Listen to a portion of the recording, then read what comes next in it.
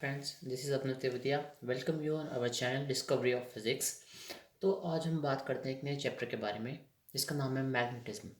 ये बोर्ड के point of view से बहुत इंपॉर्टेंट चैप्टर है और ये बेसिकली बहुत आसान चैप्टर है क्योंकि हम मैग्नेट को फिजिक्स में विजुलाइज नहीं करना पड़ता। हम बचपन से मैग्नेट को देखते आए हैं, उसके साथ खेलते आए हैं। तो पहली बात आती है कि ये मैग्नेट क्या है। हम इस लेक्चर में आज जानेंगे कि क्या मैग्नेट क्या है और मैग्नेटिज्म क्या होता है, इसकी डिस्कवरी कैसे हुई और ये कितने प्रकार की होती है। ओके, तो पहली बात आती है मैग्नेट की। मैग्नेट क्या है? तो मैग्नेटिक ऐसा मैटर है, मैटर बोलो या फिर एक ऐसा सब्सटेंस है जो प्रॉपर्टी रखता है। क्या रखता है? जो प्रॉपर्टी रखता है किसी भी चीज़ को अट्रैक्ट करने की। क्या करने की? किसी भी चीज़ को अट्रैक्ट करने की प्रॉपर्टी लगता है, तो वह मैग्नेट कहलाता है।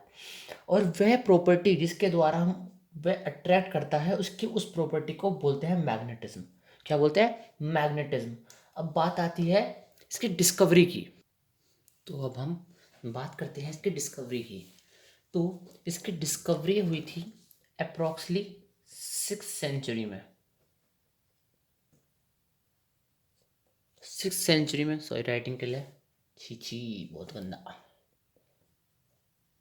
6th सेंचुरी में इसकी डिस्कवरी हुई थी, जो कि हुई थी ग्रीक में। ग्रीक में हुआ क्या था, कुछ मैटर्स पाए गए थे जो टेंडेंसी रखते थे किसी भी चीज़ को अपनी तरफ अट्रैक्ट करने की। तो उस चीज़ को इन्होंने मैग्नेट का नाम दिया। यस, ग्रीक में ही इसका नाम रखा गया, इसका नाम रखा गया वहाँ पे मैग्नेट। फिर अप्रोक्सली 18th सेंचुरी के आसपास चाइना में क्या हुआ, उस मैग्नेटिक सब्सटेंस को फ्रीली सब्सटेंड करा गया। तो ये देखा गया कि जब उसने रेस्ट किया तो वो जोग्राफिकल नॉर्थ में और जोग्राफिकल साउथ की तरफ, डायरेक्शन की तरफ फेस करके उन्होंने रेस्ट किया। तो इससे उन्होंने इसको यूज़ किया डायरेक्शन के लिए। किसके लिए यूज़ किया? डायरेक्शन के लिए। सो डिस्कवरी तो हुई मैग्नेट की ग्रीक में, तो जहाँ पे उसकी इस प्रॉपर्टी को इस्तेमाल नहीं किया गया कि वह चीज़ों को अट्रैक्ट करता है, लेकिन इसकी प्रॉपर्टी को बाद में समझ के इस्तेमाल किया गया चाइना में। किसके मोटिव के लिए? डायरेक्शनल मोटिव के लिए। So it was discovered in a Greek but it was firstly use in a China as a use of direction purpose. अब बात करते हैं मैग्नेटिक के टाइप की। वैसे तो मैग्नेट के जो टाइप्स हैं वो अलग अलग होते हैं, डायमैग्नेट, पैरामैग्नेट और पैरामैग्नेट। बट हम यहाँ पे इसके बात नहीं कर रहे, हम कर रहे हैं वाइडली इनको दो पार्ट्स में डिवाइड किया गया। वाइडली कितने पार्ट्स में डिवाइड किया गया है इनको? दो पार्ट्स में। फर्स्ट इज नेचुरल मैग्नेट, जो कि नेचुरली पाए जाते हैं। Second is artificial magnetic and second is artificial magnet. So natural magnet क्या है? नेचुरल मैग्नेट क्या है? सब्सटेंस